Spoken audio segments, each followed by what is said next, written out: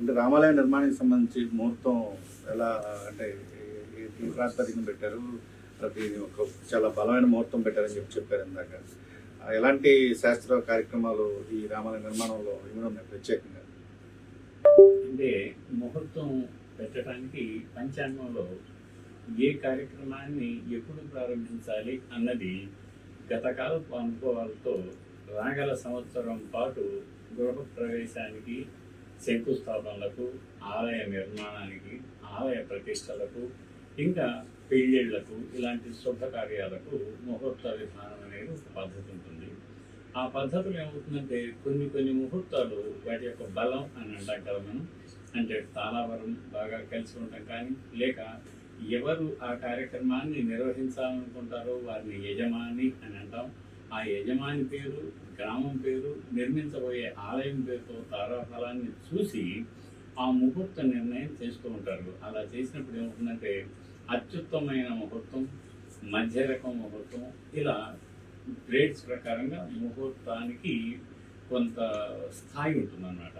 ఈరోజు ఈ ఉదయం 7:15 ఏ బ్రాహ్మణోత్తములు ఈ కార్యక్రమాన్ని నిర్ణయించారంటే వాడు అనుభవం లేని వాడు కాబట్టి ఈ తర్వాత మళ్ళీ ముహూర్తాలు కత్తరి అని ఒక ప్రత్యేకమైనటువంటి కాలం ప్రవేశిస్తుంది. ఆ తర్వాత శుభకార్యాలు కొంతకాలం వాయిదా వేస్తారన్నమాట. అందుకని ఇవాళ నిర్ణయించిన ముహూర్తం అత్యుత్తమం అని అన్నారు అంతవరకు. దాని తర్వాత ఆలయానికి నిర్మించడం ఏమిటంటే, గతంలో ఉన్నటువంటి ఆలయం సాదా సీదాగా ఉంది.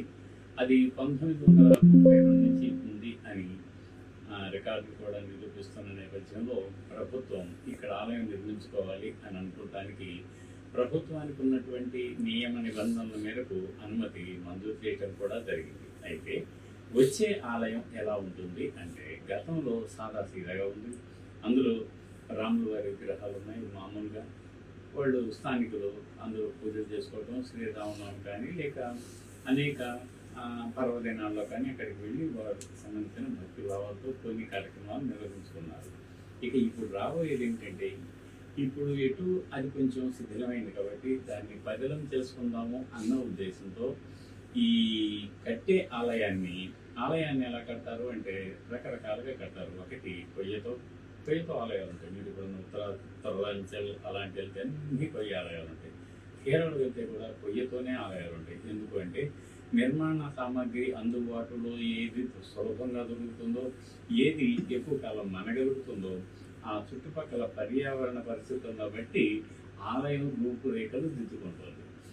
అలాగే ఇక్కడ ఇక నిర్మించేది శాశ్వతంగా ఉండాలి కదా, మళ్ళీ మనం పొద్దుదాకా చేయలేం కదా అన్న ఉద్దేశంతో మాన్య ఉపసభాపతి వారు ఏమన్నారు అంటే, శాశ్వతంగా ఉండాలి. రాయిలో కూడా రకాలు ఉంటాయి. ఆ రాయి రకాల్లో కూడా అంటే కొన్ని మామూలు వైట్ గ్రానైట్ ఉంటుంది. అలాగే వైట్ గ్రానైట్లో కూడా 4 రకాలు ఉంటాయి. బ్లాక్ గ్రానైట్ ఉంటుంది. బ్లాక్ గ్రానైట్లో మళ్ళీ గ్రేడ్స్ని పెట్టుంటాయి. ఇలా గ్రీన్ గ్రానైట్ అని కొన్ని సందర్భాలు దొరుకుతాయి. ఇక్కడ మనం అనుకున్నది ఏమిటంటే, శిలల్లో 3 రకాలు ఉంటాయి అన్నమాట. ఈ నపుంసక, స్త్రీ అని 3 రకాల శిలలు ఉంటాయి. వాటిల్లో అత్యుత్తమమైన శిల ఏమిటి అంటే పుంశిల అని శిల్ప ఆగమ శాస్త్రాలు చెప్పాయి. వాటిల్లో మనకు అందుబాటులో సమీపంలో అంటే మరి భీమవరానికి చాలా దూరం, నిజం చెప్పాలంటే దాదాపు ఒక 400 కిలోమీటర్లు ఉంటుందన్నమాట. 300 కిలోమీటర్ల పైగా మన ఎక్కడంటే కోటప్పకొండ, మాతూరు మధ్యలో ఉన్నటువంటి క్వారీల్లో కృష్ణశిల దొరుకుతుంది. ఆ శిలతోనే ఈ యాదగిరిగుట్ట దేవాలయాన్ని కూడా నిర్మించడం జరిగింది. పూర్తిగా అదే శిలతోనే యాదాద్రి నరసింహస్వామి ఆలయ పునర్నిర్మాణాన్ని కూడా చేపట్టడం జరిగింది. దానికి నేను అప్పుడు ఉన్నటువంటి ఎక్స్పర్ట్ కమిటీ మెంబర్లో నేను ఒకనమాట.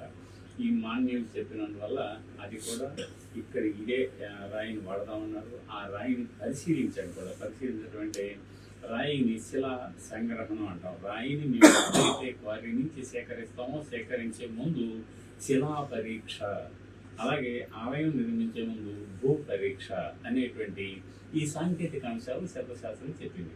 దాని ప్రకారంగా ఆ శిలను కూడా మేము పరీక్షించడం. ఎలా పరీక్షిస్తారు అంటే, క్వారీకి వెళ్ళి, క్వారీ 2 రకాలు. ఒకటి భూమి మీద పెరిగినటువంటి కొండ అనుకోండి, బండ అనుకోండి, దాని నుంచి వేరు చేయటం.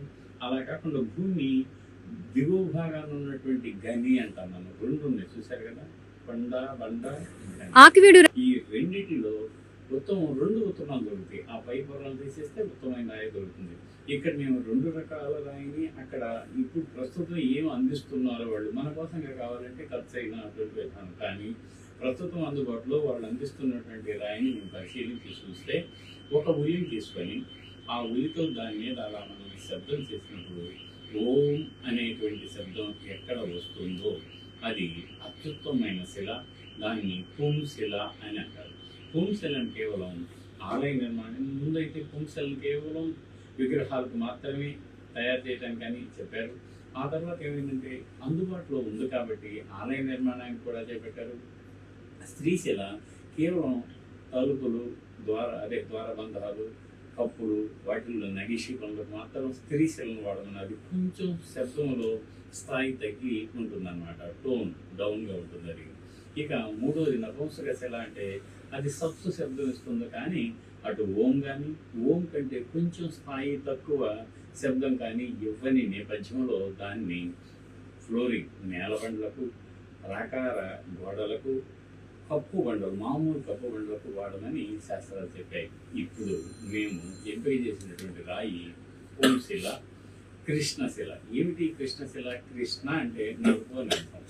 నలుపులో బాగా నగీషి పనులు చేయటానికి, అలాగే వర్గాలను తీర్చిదిద్దటానికి. వర్గం అంటే మనం ఏం చేస్తాం, ఉదాహరణకి ఇంటికి ఒక అరుగు పెట్టుకుంటాం. అరుగుకి ఏమాత్రం అందసందాలు లేకుండా అలా సదరంగా దీర్ఘ సదరంగా కట్టుకోవచ్చు. కానీ ఇట్లాంటి ఆలయం నిర్మించేటప్పుడు దానికి మొట్టమొదట ఒక్కసారి అందరికీ అవగాహన కలగటం కోసం చెప్తున్నాను. 10 అడుగుల సదరం కింద గ్రౌండ్ ప్లాన్ అంటాం, 10 అడుగుల సదరం, దాని ముందు 12.5 అడుగుల పొడవు, 20 అడుగుల ఇట్ల వెడల్పుతో ఒక మహామండపం అంటాం. దీనికి అర్ధమండపం లేదు, ఎందుకంటే స్థలాభావం వల్ల. మొత్తం స్థలం ఒకవైపు 48 అడుగులు, మరోవైపు 40 అడుగులు, 203 చదరపు అడుగుల స్థలంలో దాన్ని ఎంపిక చేసి పద విన్యాసం అని మాకు ఒక కార్యక్రమం ఉంటుంది. అంటే మొత్తం స్థలంలో ఏది ఎక్కడ గర్భస్థానం ఎక్కడ ఉండాలి అని నిర్ణయించిన తర్వాత దాని ప్రకారమే ఈరోజు జరిగినటువంటి శంకుస్థాపన యథోక్త విధిగా ఒక గర్భాలయం వచ్చేటువంటి స్థానంలోనే చేయటం జరిగింది. ఇక ఈ కింద కొత్తలో చెప్పాను కదా, ఎత్తు.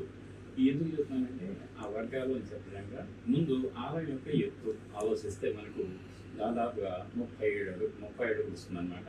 ఈ 30 అడుగులు ఎలా ఉంటుందంటే భూమి మీద ఇమీడియట్గా వచ్చేదాన్ని మనం ఉపపీఠం అంటాం. ఒక 3-4 వరుసలు దాని మీద వచ్చేటువంటి దాన్ని అధిష్టానం అంటాం.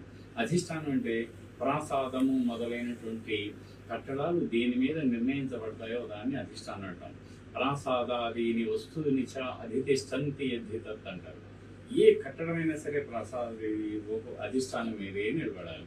ఈ అధిష్టానానికి కింద ఉపపీఠానికి ఆ ఆకారాల్లో తేడా ఉంటుంది. కింద 3 వరుసలు ఉంటాయి, దాని తర్వాత 6 వరుసలు ఉంటాయి. అది ఒక అందంగా ఉంటుంది. ఒక్కొక్క వరుస ఒక్కొక్క ఆకారంలో ఉంటుంది. దాని మీద గోడ వస్తుంది అన్నమాట. గోడ దాన్ని మేము భిత్తి అంటాం, పాదవర్గం అంటాం. అది సాంకేతికం ఉన్నటువంటి నిపుణుడి గోడ. ఆ గోడ మీద మళ్ళీ కప్పు అంటాం కదా, లోపల బయటకు వచ్చేదానికి ఆ కప్పుని లోపలేమో సాదాసీదాగా ఉంటే బయటకు వచ్చిన తర్వాత ఒక రకమైన ప్రస్తరం అంటాం. ప్రస్తరం అంటే ఈ మన స్కందం ఎలా ఉంటుందో, భుజం ఎలా ఉంటుందో, అది ఆ భుజాకారంలో దాన్ని బయట వెలుపలి ఆకారాన్ని తీర్చిదిద్దుతాం. దాన్ని ప్రస్తరం అంటారు. ప్రస్తరం పైన వచ్చేదాన్ని విమానం అంటాం. మనం ఏమంటాం, శిఖరం అంటారు ఇన్ జనరల్గా. దీన్ని విమానం అంటాం. గోపురం అంటేనేమో ప్రవేశం. ఏ ఆలయంలో ఎక్కడ మనం ప్రవేశిస్తామో ప్రాకారానికి అనుసంధానించి కట్టిన ప్రవేశ ద్వారాన్ని గోపురం అంటాం. కానీ మీరు లోపల మనకు గర్భాలయం మీద నేను చెప్పినటువంటి కప్పు మీద నిర్మించేటువంటి దాన్ని విమానం అంటారు. ఏమిటి విమానం అంటే నిజంగా ఆకాశంలో ఎగిరే విమానమా? నిజంగానే ఆకాశంలో ఉండేటువంటి కట్టడమే. నానామాన విధానత్వాత్ విమానం పరికల్పయేత్ అన్నారు. అనేక రకాలైన కొలతలతో, చందాలతో, ముందుకి వెనక్కి ఎత్తు పల్లాలతో అలంకారంగా నిర్మించబడిన దాన్ని మనం విమానం అంటాం. అది ఇక్కడ రాబోయే కప్పు మీద రాబోయే విమానం 2 అంతస్తులది. మొదటి అంతస్తులో కోష్ట శాలలతో హాయిగా ఒక వరుస ఉంటుంది.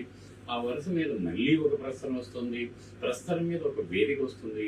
అది ఆ వేదిక మీద స్వామివారికి సంబంధించిన వాహనాలు పైన మనం తిరుపతి వెంకటేశ్వర స్వామి ఆనంద నిలయ విమానం మీద చూస్తే మనకు అక్కడ పైన సింహాలు కనపడతాయి. 4 రకాల సింహం కూడా అమ్మవారి వాహనమే కాదు, విష్ణువుకి అనుసంధానమైన మరొక వాహన చిహ్నం. ఆయనకి నేరుగా గర్భమవుతూ ఉంటాడు, కానీ సింహాన్ని కూడా అక్కడ పెడతారనమాట.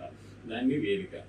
వేదిక తర్వాత వేదిక కంఠం అంటాం మేము చిన్నగా. అంటే ఇక ఈ విమానం నుంచి శిఖరం రావాలి, తల భాగం. మనకి ఎలాగైతే ఇక్కడ శిఖరం కంఠం ఉందో, విమానాన్ని కూడా విమాన కంఠం అంటారు. దాని మీద మనకు శిఖరం ఎలా ఉందో ఈ స్కందం పైన దానికంటే ఈ శిఖరం అంటే మన శిరస్సు, దానికి కూడా శిరస్సు లాంటి చక్కటి ఆకారం ఉంటుంది. దాని శిఖరం, ఆ ఒక్కదాన్ని మాత్రమే శిఖరం అంటాం. ఇన్ జనరల్ అందరూ కూడా శిఖరం అంటారు మొత్తానికి వెళ్ళి. దాని మీద మహాపద్మం వస్తుంది, మహాపద్మం మీద కలశం, దాన్ని స్తూపి అని అంటాం. ఎందుకంటామంటే మన మనిషి ఆకారం చూస్తే దేహో దేవాలయం ప్రోక్త అని ఒక సామెత ఉంది. అంటే మన కింద నుంచి నిలబడితే మనకి ఎలా ఉందో ఈ ఆకారంతోనే మామూలు ఆకారం కూడా ఉంటుంది. పైన శిఖ అంట, మన నెత్తి మీద మనకి శిఖ ఉంటుంది కదా, శిఖ. ఈ శిఖనే కలశంతో పోలుస్తారు. అది అంతటితో ఆలయ నిర్మాణం ఎత్తు వరకు ఉంటుంది. దానికి ముందు మహామండపం ముందు చిన్న బలిపీఠం, దానికి ఆనుకొని ధ్వజస్తంభ పీఠం, ఆ మధ్యలో ధ్వజస్తంభం. ధ్వజస్తంభం ఎందుకు ఉంటుందంటే స్వామివారికి ఏ స్వామివారికి కళ్యాణం చేస్తారో అది అలా కళ్యాణం చేసేటప్పుడు స్వామివారి కళ్యాణ ఉత్సవాన్ని అయిన తర్వాత బ్రహ్మోత్సవం అంటాం మనం.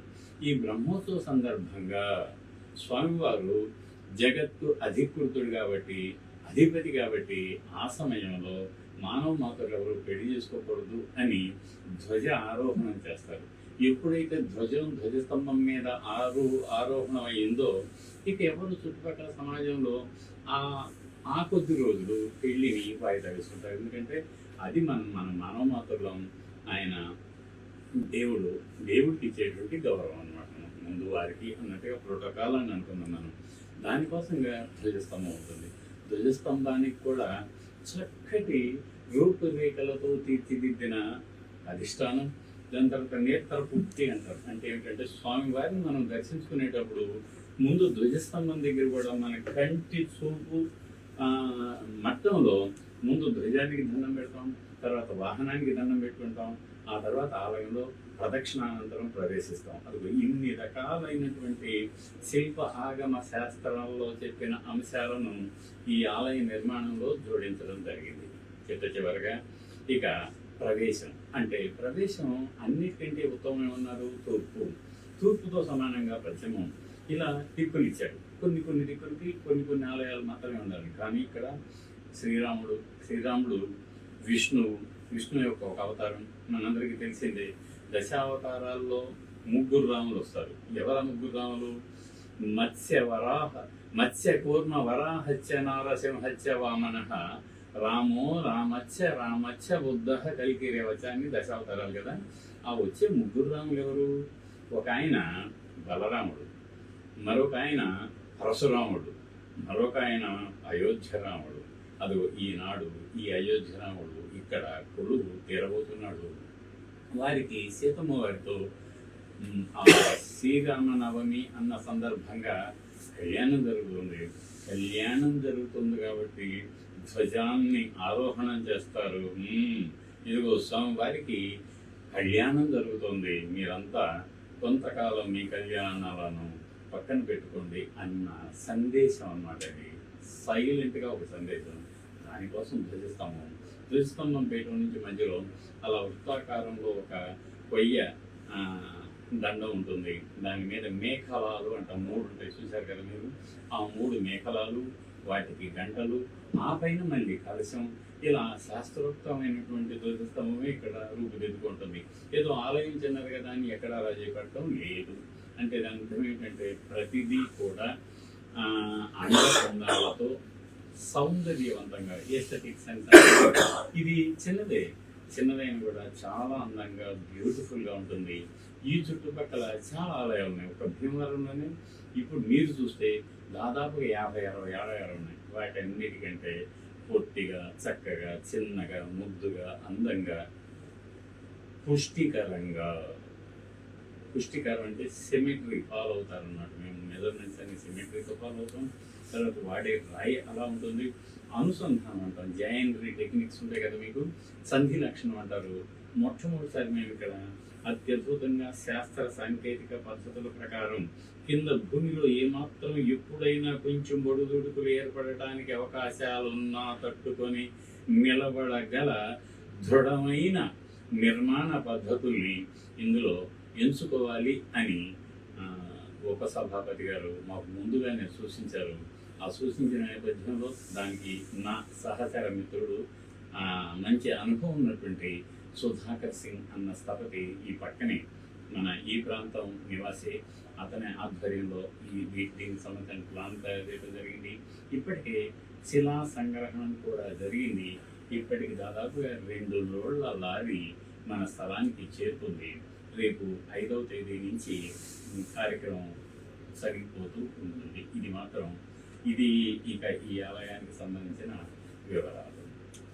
ఏ ముఖంగా కడుతున్నారు, ఎన్ని ఎంట్రీస్ ఉంటాయి? ముఖం ఏమో తూర్పు ముఖంగానే ఉంటుంది, కానీ తూర్పును మనకి ఏమైందంటే రహదారి లేదు, దారి లేదు, కాబట్టి దానికి ఈశాన్యం నుంచి మేము ప్రవేశిస్తున్నాం. వైష్ణవాలయాలన్నిటికీ ఉత్తర ద్వారం అనేది పరమ పవిత్రంగాను, అసలు లేకపోయినా కూడా గోడలు పగలగొట్టి ఉత్తర ద్వారం పెట్టించుకున్న సందర్భాలు ఎన్నో ఉన్నాయి. కాబట్టి యాదృచ్ఛికంగాను మరి ఎలాగో నాకైతే తెలియదు, కానీ తూర్పున దీనికి ద్వారం లేకుండా ఉత్తరం మాత్రమే ద్వారం ఉండటం అనేది ఈ ఆలయానికి సంబంధించిన ప్రత్యేకతగా మనం చెప్పుకోవచ్చు.